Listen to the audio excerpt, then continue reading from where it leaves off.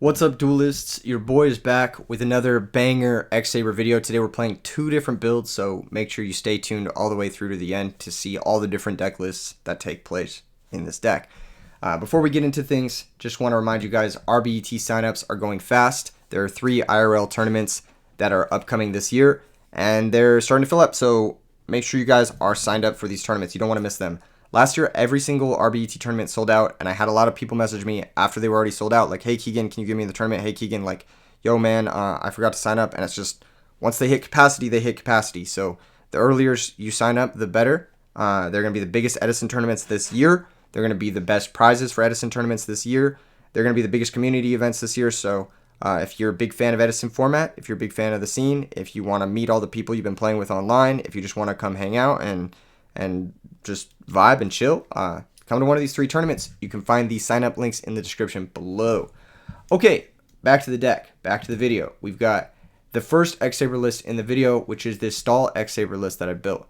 This list attempts to utilize level limit, Swords of Revealing Light, Mirror Force, Full Ellum Knight, that sort of stuff, Emer's Blade as ways to stall, to buy you time to get either your powerful Rescue Cat combo off or to resolve the powerful Gold Sarcophagus. This is one of the best cards in the format if you can buy the time for it to resolve. So this is definitely the focus of this list. It's got a bunch of ways to buy yourself time and a bunch of ways to dig towards having an early Gold Sarc. Well, not a bunch of ways, but triple Upstart Goblin, basically. Sideboard is as straightforward as it gets. One card I've been very happy with is actually Puppet Plant in this deck specifically. It makes the hero matchups go from like sort of free to like incredibly free. You'll see in the replays. We'll get into it in more detail. The extra deck, the one thing I do want to mention is that the second Armory Arm is absolutely necessary. So if you're playing this deck, the second Armory Arm comes up a lot. Definitely want to emphasize that. So if you're going to copy this list and you're like, why does he have 2 Armory Arm? Trust me, when you're playing the deck, you will see it comes up a lot. Anyway, yeah, this is a monk list. The reason I really like this main deck is because it has 16 spells. So you can actually side out some spells and still have plenty for monk. In other lists that I've seen, they have less spells. And so when they side out spells, they're forced to side out monk, or their monk becomes way less consistent, which kind of sucks.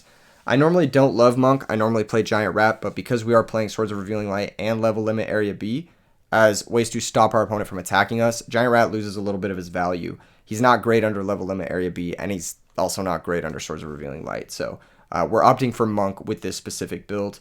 Plus, with these 2 cards, swords and level limit, they combo well with Gold Sarcophagus. All right, let's hop into the match. I win the rock, paper, scissors. Rare sight. Rare sight. Opening hand is fantastic. Oh, this is another thing I wanted to talk about. So Starlight Road is, I think, in these stall lists, really important. Now, I like my body as a shield in Sabers. I think there's some pros and cons to both. But Starlight Road is, I think, in the stall versions, better than my body as a shield, even though my body as a shield is a spell for monk. Because, A, my body as a shield costs life points, and sometimes, like, in order to stall for your Gold Sarc to resolve, you have to take a hit. And you might not have the life points to be able to pay for my body as a shield. So that's a big thing. And then Starlight Road, on top of that, also defends back row. So a lot of times in the stall list, you'll be forced to like activate Swords of Revealing Light and then like set a Godam Z-Call. And it's like, do I really want to commit all of this into a heavy storm? With Starlight Road, you don't have to think about it. You just do it. And it's nice. So this is one of those hands. I can Gold Sarc from my control, just set 4, set the Emer's Blade, pass. Opponent's going to normal summon Alias. This is a deck that's kind of fallen out of favor. I think a lot of builds have adapted towards beating it. It's a little underpowered when it comes to the other hero decks. I think the Malicious hero decks are just a little bit stronger than the Alias hero decks. And the Alias hero decks have like a serious consistency issue in that if you don't have Alias, Gemini Spark and Hero Blast do fuck all. Anyway. We pass. Oh, one thing I want to mention too is the meta right now is very value turbo heavy. So when I do draw Gold Sarc early in the dark, game 1, turn 1, I like to search for spell cards because that gives them no opportunities to burial back the card that you're searching off of Gold Sarc. Burial can only return banished monsters. And searching for mind control also doesn't tell your opponent what they're playing, so they're more likely to attack in your sets, just like our opponent did here, and fuels your Godam Z-Call if it's an Emer's Blade, basically. He attacks the Emer's Blade. That's going to get popped. We're going to grab Full Helm. He's going to set another card. We're going to pass, or he's going to pass. We're going to draw 1 for 1, get Mind Control. I'm going to shotgun the Mind Control, expecting him to activate Gemini Spark targeting the Full Helm Knight. And when he does that, I'm going to chain Gotham's E-Call. But he doesn't do it, so I'm going to chain to the Mind Control Gotham's E-Call anyway. Bring out double Emmer's Blade. And I have no reason to do this, but I want him to think that I don't have Starlight Road. Because like otherwise I could just like let this happen and then Gotham's E-Call afterward. But I have no reason. I want to bait him into Torrentialing on my Synchro Summon main phase 2. Basically. So we can road, I guess, is the idea. Now, in hindsight, I probably could have just summoned them in attack, but I think it would have made the road too obvious, and maybe he just doesn't play into it, which makes things a little bit more complicated. So I'm going to switch the Full Helm Knight, make it seem like I'm playing around Mirror Force, when in reality I'm just fucking not. But he has Deep Prison, he doesn't have Mirror Force, and he's going to Deep Prison the Full Helm Knight, which is really awkward. We're going to try to Solemn it. He's going to Solemn back. I don't hate this exchange. It does leave us down -1, but it also puts him down to 2100, which is going to be super easy to close out because we do have Brain Control. We're going to pass back. We're still up even card advantage because Gotham's E-Call is just a hard +1. He's going to Rhoda for Stratos. This is my opponent's big mistake this game. He summons Stratos. He uses the effect of Search and searches Bubble Man. What he should have done was actually pop one of the back row. Like maybe he needs the Bubble Man, but because he doesn't have a water or whatever, but I just think that this is the best play. Anyway, he attacks the Full Helm. We negate. We draw Sangan, which is perfect. It's a monster for 1/1. So we can force basically all of his back row and then 1/1 for game. So we're going to Brain Control, target the Alias. He's going to let that resolve. We're going to Synchro into Ellum. He's going to Bottomless. We're going to chain Gotham's E-Call. Once again, to play around that Torrential, trying to bait that Starlight Road. He's going to bring out our dudes. Synchro into Hyunlei. Hyunlei effect to target the new set, because I think the old set could be Starlight Road of his own. He's going to chain both because for some reason he thinks I'm targeting 2. But doesn't matter. He's going to pop our Starlight Road. We're going to lose our Hyunlei. I'm going to 1/1. Pitch, special. Ragigura, add back Full Helm Knight, normal, Synchro into Armory Arm, equip the Armory Arm to Emmer's Blade, run over the Stratos, and that's going to be game. So once your opponent Solemns, it's really easy to close things out with this deck, basically. Just make Arm and burn them to death. Or Bryonic plays. Anyway, game 2, we open up with a really powerful sideboard card, Puppet Plant. He's going to set 2. Oh, I should tell you guys how I side with this deck. So the cards that I sided in versus Herob Beat is I sided in 2 Cyber Dragon, 2 Puppet Plant, Dust Tornado, and Trap Stun. I sided out triple Upstart Goblin, double Book of Moon, and 1 Ragigura. Normally, Book of Moon is not super great against this deck. It can be okay as a way to trade for Deep Prisons or Hero Blasts, but it's not ideal. It's just not the ideal piece of interaction. And it's not that Book of Moon is necessarily bad. It's just that every other card in our deck is very good in this matchup besides Book of Moon. Now, if we find out he's on Skill Drain, which I didn't think he was because he's playing Bubble Man, but if we do find out he is on Skill Drain, that's when you can start cutting things like Tragodia or like Full Helm Knight or whatever. But it looks like he is on the Diva. He's going to go ahead and make Android. And this is to... normally, Catastro's obviously better versus X-Sabers. But Android is kind of better in Game 2 and Game 3 because of the prevalence of Cyber Dragon being sided in against the Alias decks. So he's just going to pass. We're going to draw Goldark, which is pretty solid. I'm going to normal Airbellum. It forces any back row. Basically, if he has Torrential, he has to use it. If he has Bottomless, he has to use it. Or else he risks me having Brain Control and just destroying him. He Bottomlesses. Totally fine. We're going to Goldsark for Cat. And then set. So I basically use the Airbellum as like a self-time walk plus Space Typhoon. Trying to play through his back row to set up for this big Rescue Cat turn. He's going to summon Stratos, search Alias, whatevs, attack, 1800, 2400. But I am going to Mirror Force because I don't want to take that damage, and I may need to take another big hit this turn to survive to my Rescue Cat. He's going to go for Miracle Fusion, which normally would be a pain in the ass to play through, but we've got that boy. We draw Dust Tornado, which is great. He draws a card for turn. He doesn't shuffle his hand. He summons the Alias. He attacks for 19. He sets a card from the draw step, and then he sets a card that was already in his hand. Now, I know that there's a high likelihood that the card that was already in his hand was Gemini Spark, and he didn't want to set it till it was already live. But Gemini Spark is just a single spot removal, and I feel like that's easier to play through than an unknown back row. Maybe I'm wrong about this, but at least Gemini Spark is going to kill the monster that he has in play as well, so it's going to alleviate a lot of the pressure. I don't understand why he didn't switch the Absolute Zero to attack. It's kind of stupid because we have Mirror Force is in the grave, and there's only one. It's legal at 1, so he just missed 2,500 damage. I decided to Dust Tornado the new back row. Turns out the new one was a bluff, but now we know the last one is Gemini Spark, so we can kind of just chill and vibe. I'm going to go ahead and add the Rescue Cat. I'm going to set the Emmer's Blade, and I'm feeling pretty good about using that Mirror Force because had we not used the Mirror Force, that Gemini Spark could easily turn lethal. He's going to switch to the Absolute Zero. Now, keep in mind, we should be at, like, what, 3,600 here. He's going to go ahead and attack. He's going to spark the back row, strangely enough, not actually going after the Full Helm Knight. Then he's going to main phase 2 brain control the Full Helm Knight and summon Honest and synchro into Black Rose in defense. But this leaves him defenseless on our turn, so we are able to just go for a very simple OTK. Rescue Cat, bring out the Herbellums, special Fall Troll, bring out Emmers, Puppet Plant, steal the Absolute Zero, synchro into Bryonic, pump up the Absolute Zero, and then pitch the last card on the Black Rose Dragon and win the game. And the opponent will leave without saying anything. So that's kind of exactly how this deck wants to go down. I think it's really nice to play against Herob Beat because I think that deck's like an underpowered aggro deck. It's the exact type of deck that X-Sabers likes to prey on. It's probably the best matchup for this deck. That's like still considered meta by some metrics. I don't know if Herob Beat will continue to stay meta though. So food for thought. Might want to have some additional adaptations for some of the more common meta decks, like Value Turbo right now is one of the more common meta decks. Dragons are picking up in popularity, and Christia Sworn is picking up a lot in popularity. All right, let's move on to the next build. So the next build that we're using is actually two different variations of the same build. Let me talk about the first one. This is a list that Monster Gamer sent me, and I made a few changes to it, but it was based off a list that I had made that he had seen from someone else. It's a long story, but basically I made a members-only video that had this deck without the Gotham Z-Calls and without the Emrys Blades. And I was just playing like more dark monsters. And then he added the Emrys Blades and the Gotham's E-Calls to it to give it 6 pieces of really powerful follow-up instead of just the 3, which is Pot of Avarice. You'll see in the videos that Armageddonite Blackguard and Spell is a 3-card combo that instantly turns on both Pot of Avarice and Gotham's E-Call, which is really nice. So that's something that he had innovated, Monster Gamer had innovated, and I decided to take this deck for a spin. This is the first list that I play in the first couple of the matches, and then this is the second list with the Gold Sarks, which I tested a little bit later.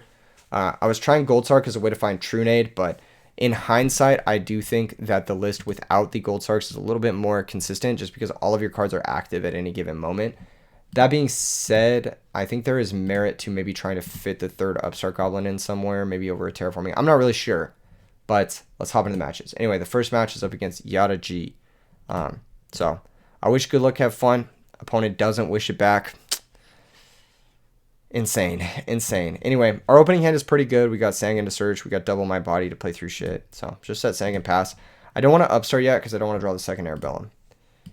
Spine Gum is going to get summoned. Attack the Sangan. Sangan's going to search. Sangan is going to find us Summoner Monk with this hand. Opponent's going to set 2 pass. We're going to draw Fall Troll. We're going to normal summon Summoner Monk. Activate the effect. Pitching My Body as a shield. Special Rescue Cat. He's going to trap Dust Shoot in effect or in response to Summoner Monk, which is really interesting. And then he says have fun after activating Trap Dust Shoot, which is fucking rude. Just by the way, waiting until you're activating Trap Dust Shoot to say have fun is fucking rude, and it makes you deserve everything that is coming to you. I'll just say it makes you deserve everything that's coming to you. Activate Rescue Cat, special summon the 2 monsters. He compulses the Monk, trying to shut us off from our entire turn. I swing that Upstart Goblin. Oh, baby. Has there ever been sweeter justice than the opponent BMing have fun after using his sack 1 of Dust Shoot, and then us ripping the perfect card off of our sandbagged Upstart Goblin? Has there ever been more justice? I need to know. And I think the answer is no. There's never been more justice. I attack. My opponent says you just put it on top, so lucky. And then I said, and then I summoned Cat and shuffled. He quits out. And then I said, have fun. Salty bitch. Ayo, destroyed. Get wrecked. Yada G. Never fuck with me like that ever again. You will be eliminated from the duel and from life. No, I'm just kidding. In a video game, of course. Next match. Moving on. This is a match up against the Dark Gaia release from Stone deck that Trinaldo built. I think this matchup's pretty good just because they're really light on the back row. You think it'd be hard because Doom Calibur's pretty good, but yeah, this is exactly the combo hand you want. I'll show you guys how the combo works here. Black Garden, normal summon Armageddon Knight, activate Garden, give them a token, send Summoner Monk off of Armageddon Knight. Then you use the token to pop the Black Garden to special summon back Summoner Monk, And any spell combos here, special summons out Rescue Cat. Rescue Cat gets you 2 Airbellums. And then special Faltrol is an OTK. So it's a 4-card OTK. It's Armageddon Knight, Black Garden, any spell, and Faltrol. But Black Garden you play 6 of, Armageddon Knight you play 4 of, and Faltrol you play 3 of. So it's like not the least consistent thing to draw. And there's different variations of that you can draw, which also work as well. But yeah, it's a 4-card OTK through just about anything. And it instantly makes Gotham's E-Call and Pot of Avarice live as well, which is really nice. So we make Arcanite, pop, and he concedes. But that just shows you guys the combo, how it works. When you open it, feels great, feels good, man. This hand is pretty solid. He's going to set 1 monster and pass. I make a stupid play here. I should just mind control Rescue Cat, but I'm being cheeky, so I'm going to Rhoda for Full Helm Knight and just try to flex on a Raikou for literally no reason. I attack into the Nimble Mega, and it's not Raikou, and I'm like, alright, well, that sucks, but we can still mind control the Raikou, flip it, and this does work in Edison format, by the way. Flip the Raikou, pop the Hamster, mill 3, synchro into Catastor, set, pass. He's going to set a Dyna, set release from Stone. We're going to draw Airbellum, 1 of 3, but thankfully we haven't drawn 2. Summon Airbellum, synchro into Starbucks Dragon, Call of the Haunted, Gotham's E-Call back the 2 monsters, or 3 monster, or whatever the fuck. Synchro into Hyunlei, pop the back row, Full Helm Knight attack. It's this bitch, we negate it with Stardust. Attack directly for 23. And then I decide, instead of making Gotham's and like randomly hand ripping, to just leave the Full Helm Knight in play because the negate attack is really useful. So we pass. He goes for Dark Calling, and it makes me really happy that I left the Full Helm Knight in play because that negate attack is very useful. Attacks the Stardust, we negate the attack. He sets a monster, passes a turn back. We draw my body as a shield, which isn't great, but him setting a monster just gives us Full Helm food. Full Helm is going to bring out the Emer's Blade. Main phase 2, we're going to make Bionic, bounce this guy. Normal Armageddon Knight, send Necrogardna. This is why you play Necrogardna. It gives you this play, and then it also gives you a pivot play into Black Rose. Like, let's say you've drawn specifically Armageddon Monk double Airbellum, which is like the most bricked hand you can get in this deck. You can at least summon Armageddon, send Necrogardna with the intent to Black Rose Dragon the next turn, and it's 4 monsters in grave for Pot of Avarice. So even in the worst possible hand with this deck, you actually have a line because of Necrogardna being in the graveyard. So that's an important reason to play Necrogardna. You can also play Plague in those instances, but it just depends on what you value more. Drawing Necrogardna, I found, is a little bit less bad than drawing Plague because you can like set it and it buys you a lot of time, whereas drawing Plague is just like fucking always bad. Pass the turn, he specials Gaia, he's gonna attack, but we've got Necrogardna, and that's gonna be all she wrote because we've got fucking Rescue Cat, and that makes Gotham's, and Gotham's can run over the guy, and we can rip the last card out of the hand, and we can just deal lethal damage. And yeah, deck is really fucking strong. Surprisingly, it just kind of works. Anyway, we win the rock, paper, scissors. Next match, Gelatinous, playing up against Herob Beat yet again. He's opened the nuts. I mean, there's not a better hand in this deck except if you also have Stratos. He Typhoons our back row. He has Future Fusion. He attacks. Oh, he doesn't attack. He sets 2. Interesting, I forgot. We Terraforming for Black Guardian. I just want to buy time, so I activate it. Set 1 and pass. And then he finds Stratos, so he ends up having the perfect hand anyway. Just 1 turn delayed. He goes ahead and activates Stratos. Effect to search. I think this is a big mistake. He should effect to pop. Maybe pop one of our back row here. But here we are. He goes ahead and attacks the Black Garden token. We take 1100, but we're big chillin'. We got the wall built. We got Sangan coming next turn. Pass back. He draws Miracle. So he's drawing just the fucking nuts straight up. But Black Garden's buying us a lot of time, which is really nice. It's a nice aspect to this card that not a lot of other cards can do this type of thing. He summons Alias as well. I think he's not really fully understanding at this point how Black Garden works, which is crazy because it's like literally the first line of text. It says have its attack. Anyway, he goes for the Miracle as well. He attacks. We're going to take 450. He's going to say why 450. And I'm like, well, because your shit is halved, bro.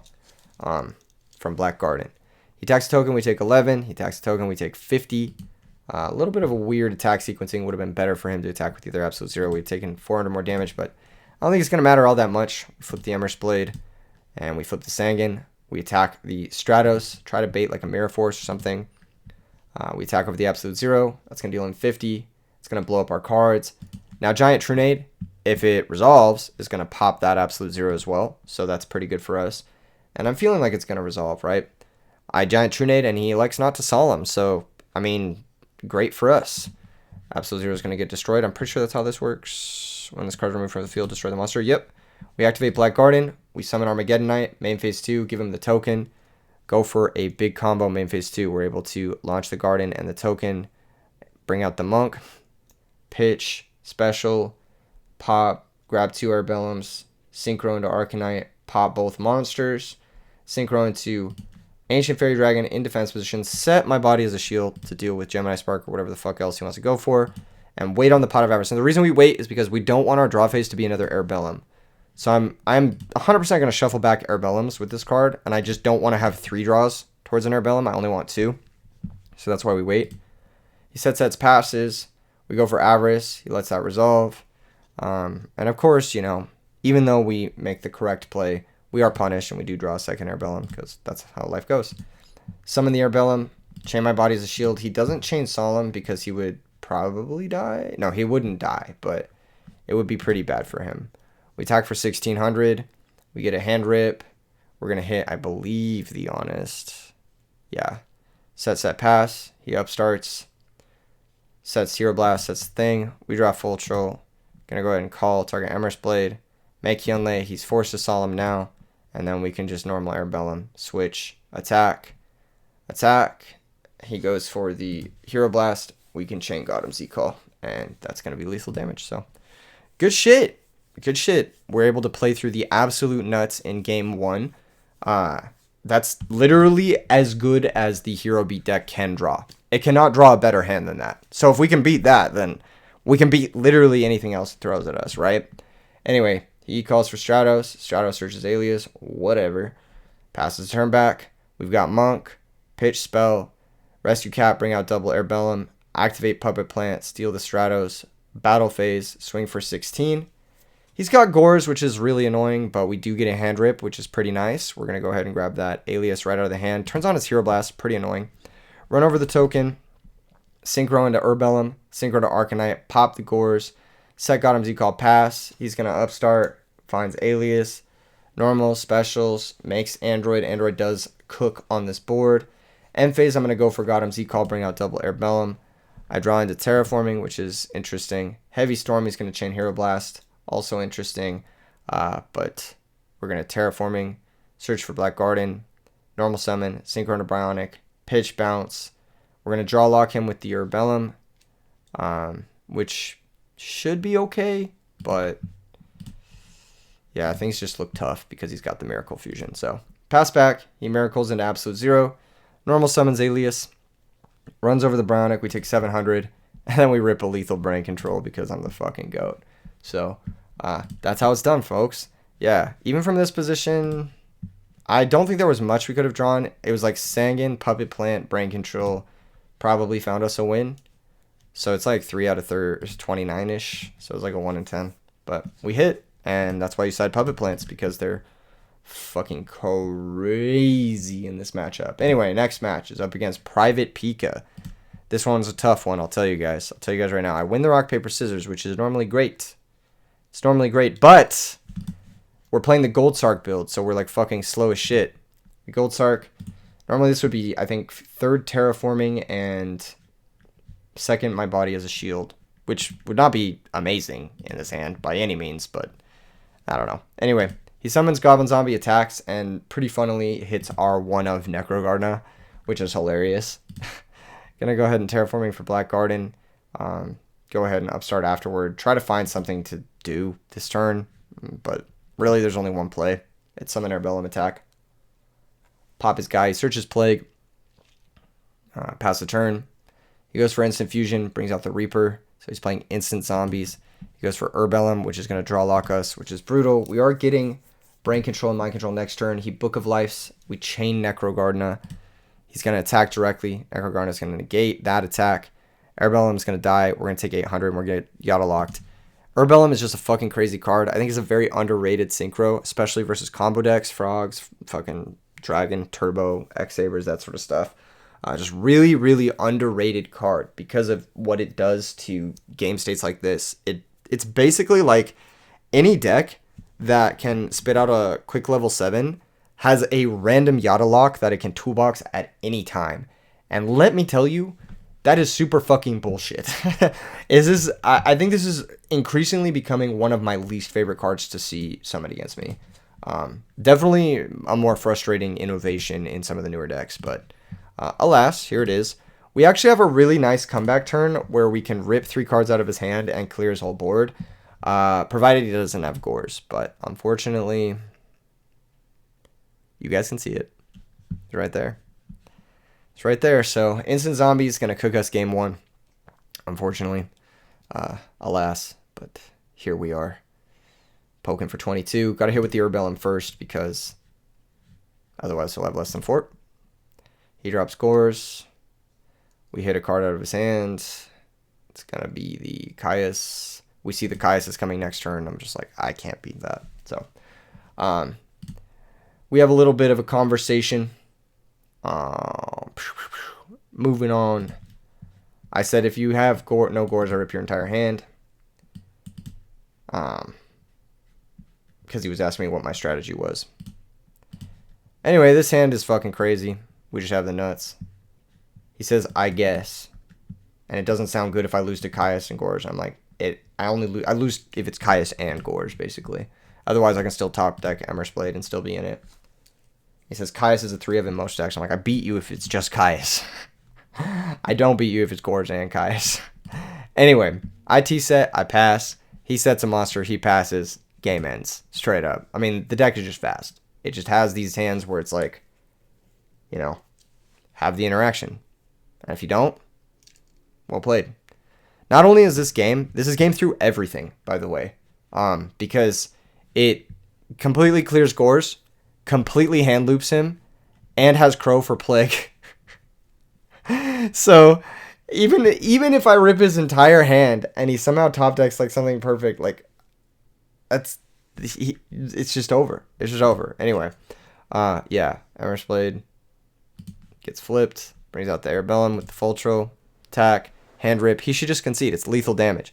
Even if he had Gores, it's lethal because we fucking functionally Yada lock him, functionally hand loop him. This is the bullshit part of X-Sabers, is like how annoying it is when this is happening to you. Being on the receiving end of this makes X-Sabers feel like an unbeatable deck, when in reality it's like nowhere near that. This game made me think my opponent was very back row light. He's possibly also on Diva, which is bad for us because when you have the initiative in the combo mirror, it's so much worse for the person who doesn't have the initiative. And you can see how this game's going to go. You can already see. I don't need to tell you how this game's going to go. You can already see. There's Dust Shoot, there's Mind Crush, and there's Diva Sanguine, which gets him access to Ellum, which is the fucking Yada lock. So this game's just over. Like, I don't even have a chance this game. He's going to Dust Shoot me. It's take Monk. And I'm just like, alright, well, fuck it. He's going to summon Diva, grab Diva, and I'm like, well, this is at the very least Ellum, which fucks me. He Sanguine searches Mizuki, which is an illegal fucking play, but at this point I'm so checked out I don't even bother correcting my opponent because I'm pretty sure I've lost to the Ellum lock. He has Instant Fusion on top of it. I'm sure he could have played this 8 million different ways, probably in a better way than this, but alas, here we are. He's going to hand rip me, and then on the draw phase, he's going to Mind Crush Rhoda, and I'm going to fucking punch my monitor. And when he says GG's, I'm going to be like, nah. Because I just got fucking Yada locked. Like, this wasn't a fun match. I hate playing combo decks because they're just like, it's like this. It'd be like this. It'd be like this.